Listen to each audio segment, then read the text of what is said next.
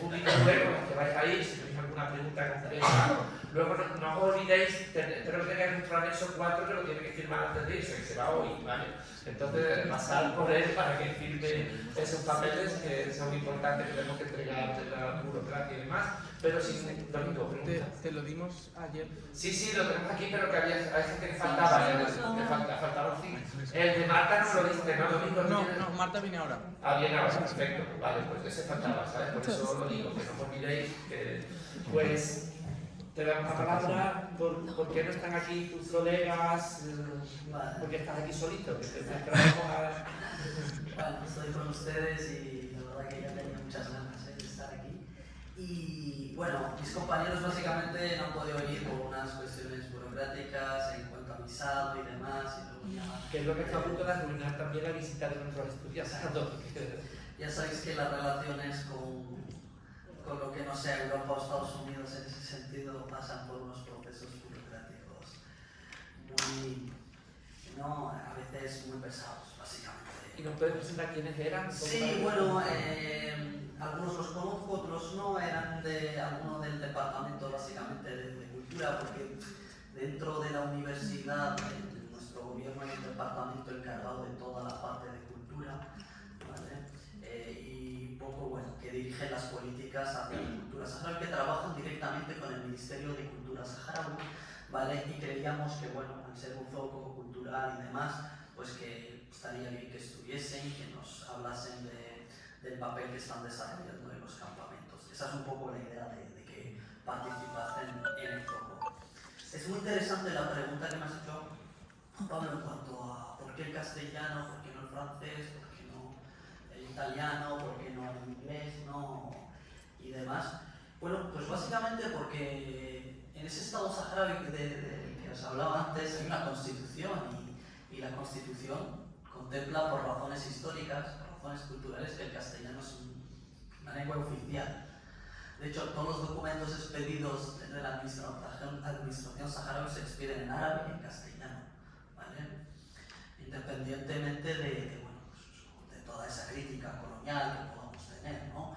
Pero bueno, más allá del pueblo saharaui, dentro de su conciencia revolucionaria, se ha deshecho de ese complejo, ¿no? Y ha dicho que bueno, el castellano es una herramienta como lengua que nos va a servir, que es útil y además que mucha población lo habla, porque todos nuestros antepasados, por así decirlo, que estuvieron bajo el dominio de la administración española, eran españoles, tenían españoles, hablaban hassan y castellano, estaban integrados en toda la administración española. Entonces, bueno, el castellano no tiene la culpa, ¿no?, de las decisiones políticas muchas veces de los que las toman, ¿no? Entonces, bueno, le hemos adquirido como una herramienta útil en nuestra cultura y con la que, os digo, de hecho, pues, el único idioma que se estudiaba cuando yo estudiaba en los campamentos refugiados era el castellano, árabe y castellano. Entonces, claro, ¿qué está pasando? Está pasando que desde el centro de la castellanización, que es básicamente España, no se le está dando la importancia a esa parte de la población, no se le está dando la importancia política, la importancia estratégica, por así decirlo, a seguir fortaleciendo esa riqueza cultural que el pueblo saharaui ha adquirido, ¿no? De hecho, se nota desde nuestra perspectiva como que hay un olvido inducido por la parte de la administración española. Que, bueno, sí, está muy bien fortalecer el español en Latinoamérica, en todo el mundo, en Guinea Ecuatorial, incluso en China, pero esa patata caliente que hay en los campamentos, no. De hecho, Cervantes nos hemos encontrado con las personas encargadas de Cervantes. Ya sabéis que tiene, tanto en Argel como en Orán, que son dos ciudades las más grandes argelinas, tiene ahí una sede. Y claro, nosotros hemos contactado con Cervantes Central de Madrid, primero muy ilusos, diciendo, oye, ¿por qué no habéis un centro de los campamentos de refugiados? Y nos han dicho, uy, es que claro, es que Cervantes depende del gobierno. Entonces, toda decisión que tome Cervantes es una decisión política, básicamente. Entonces, claro, ¿qué les cuesta, no? Teniendo una población de cultura cultura española, de castellano, y abres en otros sitios que no tienen nada que ver con España, y esta gente que tienes ya, bueno, que solo necesitas fortalecer, pues hay un motivo político detrás, básicamente. Entonces, a nivel privado ellos encantados, de hecho, a nivel personal, pues se notan lo tristes que están, porque son conscientes de la situación, pero como todo depende de decisiones políticas, ellos se ven atados del presidente. Es verdad que a nivel privado y demás hay una colaboración en todo lo que pueden, ellos nos aportan, pero con unos límites. Y esos límites, por supuesto, que se notan, porque el castellano, bueno, esto ya es un criterio personal, espero que el centro de investigación tome la iniciativa de investigarlo, pero se está perdiendo, desafortunadamente, como un lenguaje cultural, ¿no? Mi padre habla castellano, pero su hermano menor, que es mi tío, ya no tanto. Entonces, ¿por qué? Pues bueno, porque se nota, ¿no?, ese abandono. Entonces, ¿qué hemos dicho nosotros? La gente, pues, si no toman la iniciativa, no vamos a esperar a que nos vengan a salvar, no vamos a salvar una parte del patrimonio cultural que tenemos, pues vamos a través de iniciativas como esta, como Raster, a hacer todo lo posible para salvar ese patrimonio cultural y lingüístico que tiene la población saharaui y que tiene que seguir cuidando, por supuesto. De hecho, una de las cosas que hemos planteado con mucha ilusión y también, bueno, intentamos ser muy realistas, es que la próxima facultad sea una facultad de lengua castellana, exclusivamente. Y creo que para nosotros, bueno, suena un poco, no, para nosotros es grande, pero es un objetivo. Yo personalmente es uno de los objetivos de los que voy a encargarme para que dé todo el mal posible para que eso se ejecute, porque creo que es primordial. Y teniendo una universidad, teniendo unas facultades, teniendo una gestión educativa, creemos que es posible dar el paso de tener una facultad exclusiva para conservar ese patrimonio tan importante y cultural, y ese que gracias a él tenemos esta relación y lazos especiales con la población saharaui. Porque ya sabéis que muchas veces las decisiones del gobierno van por un lado y la población en general piensa lo que piensa, ¿no?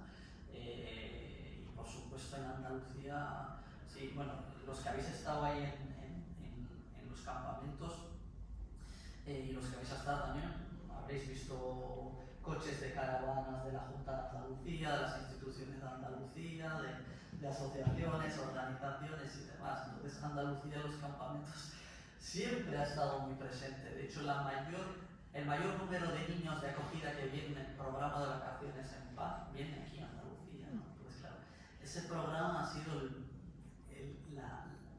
el nexo familiar, el nexo personal entre la población saharaui y la población española.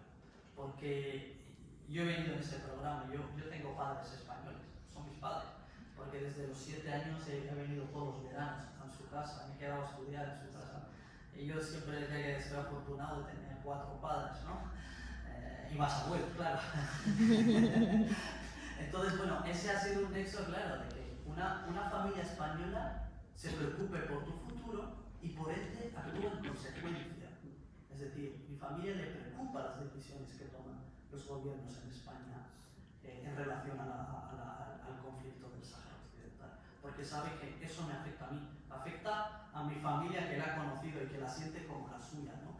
Entonces yo creo que ese programa, bueno, desafortunadamente necesita muchas mejoras, muchos cambios y demás, ¿no? Desde la crisis del 2008 ya hay tanta familia dispuesta a acoger y demás, y luego sin hablar o sin entrar, no quiero llenaros la cabeza de toda la propaganda marroquí que hay detrás. No me gusta darle la etiqueta de marroquí, ¿no? Porque creo que Marroquí y Marruecos representan muchas cosas, representan su población, a una nación que tiene su historia, que tiene su gente buena, ¿no? Yo siempre intento ser, aunque no puedo. Yo he nacido en un campamento de refugiados y cuando he crecido le digo, ¿por qué estoy aquí? Me dicen, porque Marruecos te ha invadido. Entonces, por muy objetivo que quiera ser, no puedo. Eso, el sesgo siempre está ahí. Pero intento ser lo más realista posible, intento no juzgar a la población marroquí, intento pues intentar hacer esa diferencia entre el régimen, que tiene una agenda totalmente clara de anexionar territorios, de no preocuparse por el futuro de la población, de darle igual el futuro de la población saharaui. Lo que le preocupa, su objetivo es fortalecerse como régimen, básicamente, e implementar su agenda política, cueste lo que cueste, ¿no? Por eso, bueno, darle la etiqueta marroquí, bueno, yo hablo de la propaganda, y la veréis vosotros ahora, igual las compañeras también, es que siempre hay unas versiones contradictorias totalmente a la versión del pueblo saharaui, pero yo es que digo, ¿a quién debemos escuchar, ¿no? ¿A la víctima o al verdugo siempre, ¿no? Entonces, muchas veces el régimen marroquí intenta crear mecanismos para hablar sobre nosotros, para hablar por nosotros, ¿no? Y claro, sabéis que Marruecos es un estado además aliado de grandes potencias y que tiene todo el apoyo político, económico para implementar esas herramientas. Y lo ha logrado en muchos sentidos. De hecho, hay un desconocimiento brutal en todo el mundo árabe sobre el conflicto saharaui. Y eso gracias a una agenda marroquí donde ha priorizado que el mundo árabe no debe enterarse de este conflicto. De hecho, yo me encuentro con gente árabe y demás, y me dicen, ¿dónde? Del Sáhara Occidental. Dice, Mauritania, Argelia, Marruecos, ¿dónde? No, vale, eso es marroquí, ¿no? No es marroquí. Toda esa pelea, ¿no? De explicar. Sí, yo hice una presentación una vez en la Universidad de Brunei, nosotros traemos del mundo musulmán, del mundo islámico, y no tenían ni idea, ¿sabes? Solo había un grupo de, creo que eran 40 profesores, que yo estaba presentando la metodología esta de aprendizaje basado en retos, con metodologías activas como ECO, aprendizaje servicio.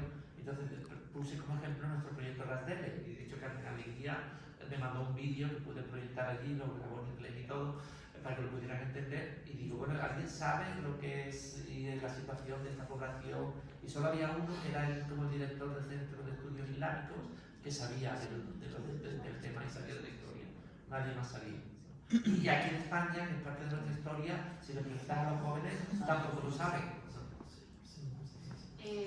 Yo la verdad que antes de ir a los campamentos también era una completa ignorante respecto a la situación del Sáhara. Sí que sabía del programa de vacaciones en paz, porque a mi pueblo sí que vienen muchísimos niños, existe una asociación de ayuda con el pueblo saharaui, pero de la situación real de por qué están así, yo no sabía nada. Y gracias al proyecto y a las clases de Marcele, pues ya fui conociendo y ya fui interesándome. Pero es cierto que cuando decía, no, me voy al Sahara, ah, sí, a Marruecos, y yo, no, a Marruecos no. Y hay mucha gente que tampoco conoce de nuestra edad, incluso también más mayores, que no tienen ni idea. A mí me gustaría comentar también que comparto un poco la experiencia de Carmen, de que era una completa ignorante hasta que di con el proyecto y fuimos al curso de sensibilización sobre el Sáhara, porque no era consciente del conflicto que había y de la magnitud y mucho menos de la realidad del pueblo saharaui. Entonces, por eso creo que es muy importante, como estaban comentando antes, como tener esta oportunidad de poder ir a los campamentos y ver de primera mano cómo es la realidad allí. Y es verdad que nos cuentan cómo comenzaron, ¿no?, los primeros años cuando se quedaban allí, cuando se asentaron en los campamentos de refugiados, y vemos cómo están ahora, que nos dijeron que pasaron de jaimas a casas de adobe y ahora ya se empiezan a ver casas de cemento, aunque también se mantengan las jaimas y tal. Y bueno, pues ver toda la evolución de la educación, como nos ha enseñado Mohamed ahí la foto, y con respecto a lo de la propaganda marroquí que estabas comentando y eso, quiero compartir que antes de conocer el proyecto, antes de saber que viajaba a los campamentos y todo esto, es verdad que yo estaba aprendiendo árabe y también estaba un poco interesada en la línea marroquí y eso, estaba aprendiendo. Y entonces, pues claro, en las redes sociales pues está el algoritmo y te salen muchos vídeos relacionados, y es verdad que yo desde mi desconocimiento, pues es verdad que siempre cuando hablaban de Sahara se veía mucho de Sahara Maghrebí, ¿no? Sahara marroquí. Y entonces, claro, es como una persona que no tiene idea de nada y lo que está viendo constantemente es Sahara marroquí, pues claro, al final tú piensas que realmente el Sahara es una parte de Marruecos.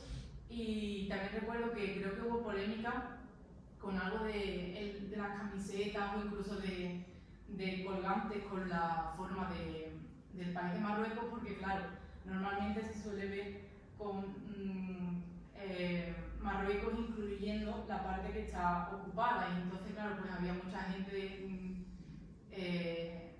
pues eso, dándole voz a la parte saharaui diciendo que realmente no es suyo, y bueno, pues este conflicto, y ya vas tú pensando, uy, ¿qué pasa aquí, no? Como diciendo, ¿por qué esto es un problema? ¿Qué es lo que está pasando? Y claro, ya fue muy cercano a lo de a saber sobre la situación del Sahara, y ya fue como, vale, ya sé qué es lo que está pasando, y ya no te lo toma tan... que quizás ahora te para más a reflexionar y estás viendo como las dos partes, y por eso creo que es muy importante la información. Bueno, yo quería un poquito preguntar unas cosas relacionadas sobre el español en general. La primera que quería comentar es que me parece bastante lógico entrar dentro del estado habitual que le ocurre a una lengua que no es la primordial de un espacio, que se esté perdiendo, porque en cuanto se empiezan a perder los lazos, se empieza a perder el contacto, y el contacto es principalmente a través de estos niños que van a los campamentos de paz y a través de la cooperación, pero es normal, como estás comentando, que poco a poco se vaya perdiendo, porque gracias, o sea, el español fue fuerte allí porque estaba ahí el español. En cuanto se empiezan a ir, pues empieza a perderse, eso tiene sentido. Lo que ocurre es que yo venía a preguntar ahora un poquito por lo que has comentado antes con los convenios, relaciones con otras universidades de otros espacios, de otros países de habla hispana. Yo recuerdo que me contaron sobre el colegio Simón Bolívar, que es un colegio completamente bilingüe. Me hablaron de muchos médicos que venían de Cuba, que hablaban en español. Entonces, eso es una forma de mantener el español vivo y seguir avanzando en el español por parte en el colegio, por parte de los niños, y en los médicos por parte de los adultos. Y si la vista está en conseguir en un futuro una facultad en español, pues esa facultad la tenemos que nutrir de alumnos que tengan nivel para estudiar en español y de docentes que tengan nivel para enseñar en español. Entonces, quería ver si podías comentar un poco sobre eso por una parte, y por otra parte quería preguntarte más también por la facultad de pedagogía. ¿Qué tipo de docencia se hace? ¿Qué tipo de docencia reciben o no reciben, o está al alcance de las maestras con las que vosotras trabajasteis, con las que yo también trabajé? Porque digamos que con este objetivo de seguir ayudando, como comentó Juan Pablo, ¿no? Que fueron ellos los que se pusieron en contacto con la Universidad de Sevilla, diciendo que necesitamos un poco de ayuda o de, no sé, apoyo en la formación de maestros. Entonces, como eso es lo que me interesa más, me gusta mucho, por supuesto, lo del Sahara también, ¿no? Pero quiero decir que estoy pensando en cómo seguir esa conexión, ¿no? Entonces, nos podemos un poquito de eso. Como buena lingüista que Sí, no se me escapa. Bueno, es verdad que paralelamente, afortunadamente, la solidaridad que ha tenido el pueblo saharaui fue también con países hermanos de habla castellana, ¿no? De hecho, la mayoría de los países de Latinoamérica reconocen al Estado saharaui, porque se ven reflejados, pero en África, ¿no? Con la casuística del Sahara Occidental. Entonces, bueno, eso es verdad que ha fortalecido, y ha fortalecido bastante lo que es el lazo con estos estados, ¿no? Ese reconocimiento, pero también con la lengua castellana, que bueno, coincidentemente habla en castellano, entonces bueno, y se nota. Además es muy buena observación en ese sentido, porque la mayoría de estudiantes que llegan al nivel universitario van a las universidades argelinas, también niveles de bachiller anteriormente, cada vez menos, pero van a las universidades argelinas. Antes iban a Libia también, pero iban muchísimos a Latinoamérica, especialmente a Cuba. De hecho, contamos con muchísimos graduados en las universidades cubanas, y siguen yendo, ¿no? Especialmente en el ámbito de la salud, ya que Cuba es reconocido internacionalmente por su facultad, ¿no? de medicina y sus facultades de medicina, y gracias a ellos muchos saharauis se han formado en ese ámbito, pero en otros muchos más ámbitos. Y es verdad que contamos con parte de la población de habla castellana, de habla español, que ha estudiado en Latinoamérica y bueno, mayoritariamente en Cuba. ¿Eso que ha dado? Pues todo el soporte al sistema educativo en castellano fue gracias a esa gente que estudiaba en Cuba y se graduaba y venía y se incorporaba de profesor de castellano. Y gracias a eso se pudo mantener, porque claro, si esperamos a una persona, a mi padre que estuvo en el 75 trabajando en la obra bajo bandera española, habla castellano pero no puede dar clase. Entonces la mayoría de saharauis tenían ese nivel, ¿no? Excepto algunos y tal, que ya se dedicaban a otras cuestiones como la política o demás. Pero gracias a todos los estudiantes que fueron a Cuba, graduaron, regresaron, el sistema educativo saharaui ha podido avanzar en ese sentido. De hecho, la mayoría, Reisha, que ha estado aquí en el pasado, en una actividad que habéis tenido En el curso anterior. todo este profesorado con los que vais a encontrar y vais a trabajar, son ex estudiantes de Cuba. Entonces, bueno, eso es muy importante a destacar. Y es ese funcionariado que nosotros queremos también brindarle oportunidades para que se vuelva a formar, se vuelva a actualizar. Importante. Hablamos de gente que, bueno, estudió en Cuba, a lo mejor estudiaron pues enfermería o lo que sea, pero como hablan castellano, pues que den clases de castellano. Porque una cosa, pues, ya sabéis, estamos en una situación que no nos podemos permitir tanta entrevista muchas veces, ¿no? Para seleccionar el personal, porque ya, bueno, pues no hay condiciones para ello. Entonces, y luego también una de las iniciativas que emana de esa solidaridad de la población, con la población saharaui desde países de Latinoamérica, especialmente Cuba, Venezuela, se ha creado una escuela secundaria en los campamentos refugiados totalmente financiada por estos dos estados y totalmente supervisada en cuanto al contenido educativo por estos dos sistemas educativos de estos dos países. ¿Eso qué ha creado? Pues que mucha población joven saharaui se ha podido incorporar a lo que sea aquí nivel de bachillerato, una vez que terminen es también la ESO, es la ESO, ¿vale? Es el nivel de la ESO aquí, desde primero hasta cuarto de la ESO pueden incorporarse en un sistema bilingüe, pero en castellano, es decir, tienen alguna clase en árabe tal, pero mayoritariamente en castellano. Claro, esto también le sirvió a las universidades que crean convenios de, bueno, pues si la Universidad de Sevilla nos da, pues imaginaros que hubo iniciativa, ahora explico el hándicap que hubo, que hemos pensado en esos estudiantes que se formen en universidades con las que tenemos convenios. Y todas las universidades han dicho bien, perfecto, que bueno, cada universidad que dé una cota de plazas para que esos estudiantes que estudian esa secundaria, que ya tienen un recorrido educativo en castellano, puedan venir aquí y recibir su grado, ¿no? Pero claro, nos hemos encontrado, tienen que hacer, ahí se pasa una selectividad, pero no la reconocen aquí, entonces tienen que volver a pasar la selectividad aquí, luego pues la nota y todo ese tema. Entonces con la UNED en su día se llega a un acuerdo de que se haga un examen de selectividad en Argelia y que todo estudiante interesado, graduado en Simón Bolívar de la ESO, pueda examinarse de la selectividad y como la UNED es una universidad reconocida, pues tu nota te va a marcar la nota de corte aquí en España. Hubo dos iniciativas, más recuerdo, y luego ya pues, dejaron de hacerse. Entonces, claro, ¿qué le pasa al estudiantado que sale de Simón Bolívar? Por supuesto que quiere venir a formarse en las universidades más prestigiosas y demás, ¿no? Y bueno, y aunque no parezca, España está mucho más cerca de los campamentos que Cuba. Entonces, luego va a ver a sus familias y demás, la gente suele preferir, pues bueno, moverse las menos distancias posibles, pero que mayoritariamente van a Cuba, en su mayoría, y a Latinoamérica, por supuesto, porque tienen que seguir formándose. Porque algunos han intentado incorporarse a las universidades argelinas y se van con todo el sistema francés y demás, entonces bueno, muchos prefieren ir a Latinoamérica. Pero es verdad que Simón Bolívar es una es un caso a destacar en ese sentido. Es solo una secundaria, ¿vale? Pero que está graduando gente.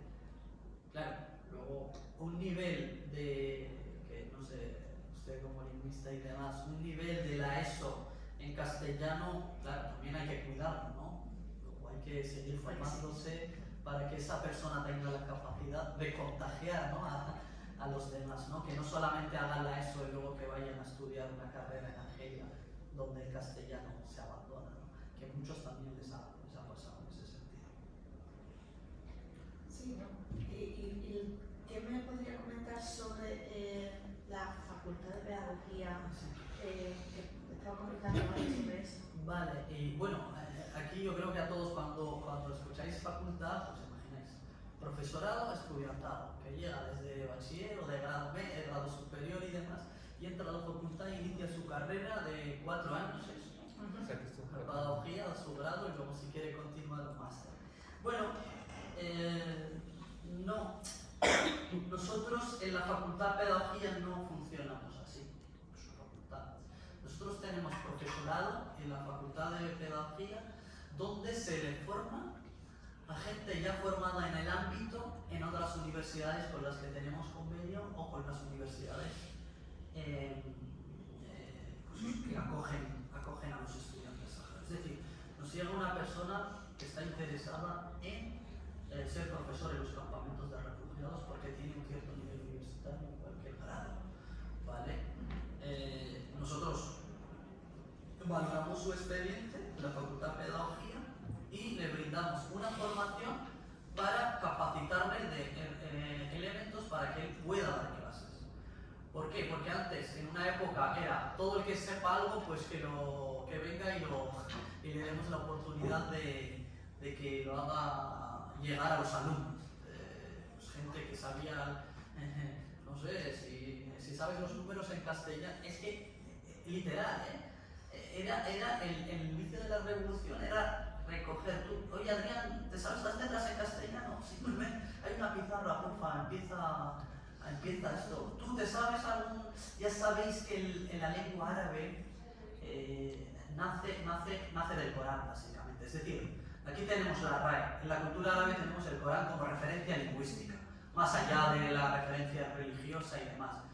Pero es como en el lenguaje árabe, la referencia para la lengua árabe es el Corán. Y por supuesto, pues bueno, luego ya entraría la poesía árabe y demás. Entonces la gente que se sabía algo del Corán, como sabe el Corán y como sabe las letras y sabe el árabe y demás, pues enseñaba a la gente, ¿no? Gente que ha tenido la oportunidad de formarse en lo más mínimo en primeros auxilios, lo mismo. Así empezó el sistema educativo saharaui, bajo el bombardeo, bajo la huida, bajo condiciones de naturaleza extremas, pero así empezó. Entonces, claro, dentro de esa evolución del sistema, claro, se ha creado la Universidad de Pedagogía, la Facultad de Pedagogía, porque hemos dicho, bueno, no podemos permitirnos, ya que tenemos tanta gente formada, que todo el que llegue que diga que sabe un poco y lo acredite, llegue y dé clases, ¿no? Entonces, bueno, se ha creado la Facultad Pedagógica como un filtro y como también espacio de dotar a los futuros profesores de toda esta herramienta para poder dar clases. Y por supuesto, yo no sé si habéis tenido la oportunidad de estar en la Facultad de Pedagogía. No. Creo que es muy interesante, ¿no? Incluirlo, ¿vale? Porque, bueno, vosotros podéis ser perfectamente futuros profesores, ¿no? Y creo que también es importante que no sé, estén ahí, que lo vean, que observen, ¿no? Y que también hagan un feedback sobre esas iniciativas, porque nosotros, por supuesto, como he dicho antes, estamos abiertos a cualquier opinión, iniciativa en ese sentido que nazca desde ustedes, ¿no? Pero creo que es importante también que conozcáis esa facultad. Sí, el 10 de julio va a los campamentos Lola Limón, que es de aquí de la facultad, bueno, es de Historia de la Educación, pero da clases de pedagogía, Jaime Puig también da clases de pedagogía. Sí. Y hay dos estudiantes que son de pedagogía, que son Cayetano y Cristina, que van a ir el día 1, van a ir ya para allá.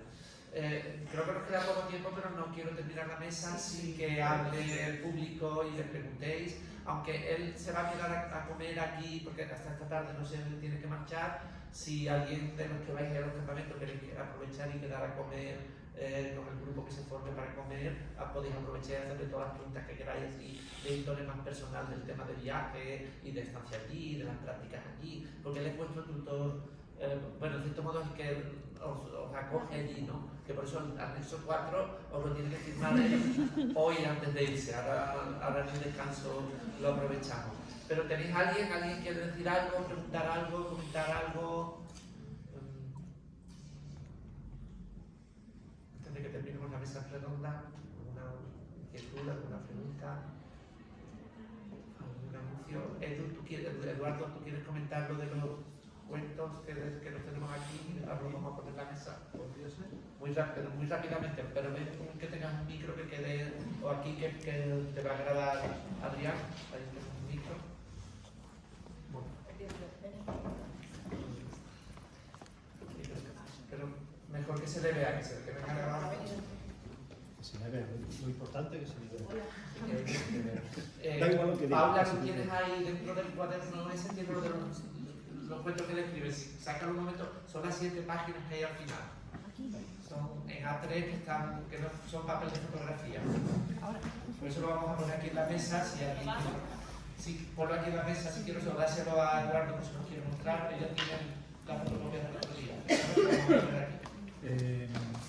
Pero muy rápidamente. Sí, muy rápido. Bueno, por si no lo sabéis, se lo digo también al rector, buenos días, encantado. Nosotros en su momento, bueno, el año pasado tuvimos una iniciativa que la llamamos Dibujos que Cuentan, que consistía en que niños, niñas de saharauis, aprovechando el periodo vacacional que están más tiempo sus mamás, sus papás con ellos, pues hicieran dibujos, y dibujos libres. Y a partir de un dibujo, su mamá, maestra, escribiera un microrrelato inspirado en ese dibujo. Esa era la propuesta. El propósito era contribuir al desarrollo de la expresión escrita de las maestras en español. Y pensamos que un estímulo emocional podría ser interesante, y mejor estímulo que pueda ser el dibujo que haga mi hijo o mi hija, pues entendemos que estaría bien. Se escribieron 31 maestras y finalmente participaron 6. Por las razones que sean, esas 6 han sido obviamente bien acogidas. Se le asignó un voluntario, una voluntaria, aquí hay algunos de ellos, para que en un tándem pudieran estar modificando las expresiones hasta que se produjera ese avance significativo en la expresión, en la capacidad de expresión escrita en español. Teníamos un segundo propósito, que era aprovechar eso para trabajar sobre la sensibilización de la causa saharaui. Y ya desde el primer momento nos planteamos en hacer una publicación. Publicación con doble objetivo. Una, el que acabo de decir, de sensibilización de la causa, y otro, el que las maestras que habiéndose inscrito no participaron, pues vieran ahí como la posibilidad de, en una segunda edición, que ya está a punto de convocarse, pues pudiera participar, esta vez salvando las autolimitaciones legítimas. No nos hemos conformado con hacer una publicación con esos 6, que se incorporó un séptimo que yo planteé como un microrelato, como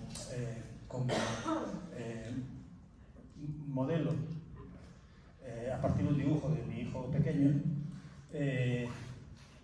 sino que hemos hecho una ampliación, y es que si eso lo han podido hacer las maestras con los dibujos de sus hijos e hijas, podríamos hacerlo nosotros aunque no fueran nuestros hijos e hijas. De tal modo que entonces tenéis la opción, tenéis la oportunidad todos de que, contando con el acceso a los dibujos, a los 6 dibujos, a los 7 dibujos originales, podáis, inspirados en ellos, escribir vuestros propios microrelatos. Entonces hemos creado un formulario de Google para que podáis acceder a él, veáis los dibujos y si os inspira alguno, escribir vuestro microrelato. y podéis hacerlo en dos formatos. Podéis escribir directamente en el formulario.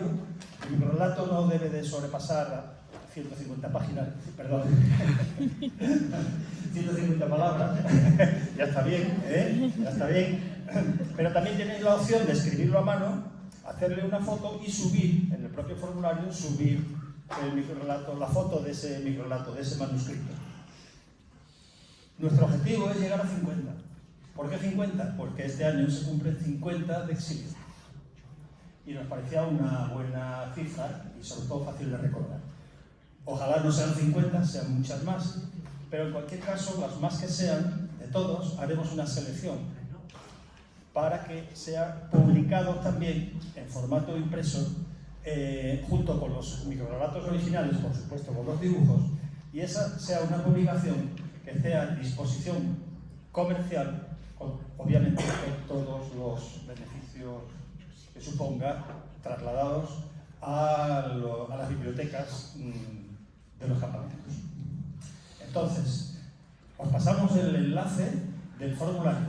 No tenéis más que pinchar, ver los dibujos y si os gusta el primero, el segundo, el tercero, todos, os escribís directamente que no, que preferís escribir en papel porque no quiero andar borrando. Le hago una foto, incorporo el archivo, se puede adjuntar al formulario y lo envío. ¿Sí? Dibujos que cuentan y las palabras suman.